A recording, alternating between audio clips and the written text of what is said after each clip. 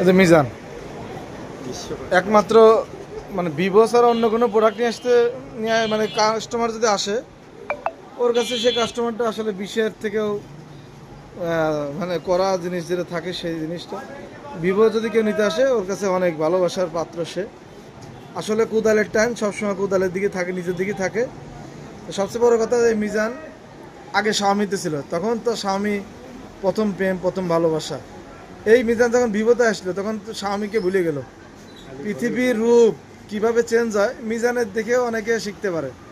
যাক, আজকে আমার এই কন্টেন্টের বিষয়টা হচ্ছিল মানুষ প্রথম প্রেম নাকি ভুলতে পারে না, কিন্তু ও কীভাবে প্রথম প্রেম ভুলে গেল এটা আমার সবচেয়ে বড় বিষয়।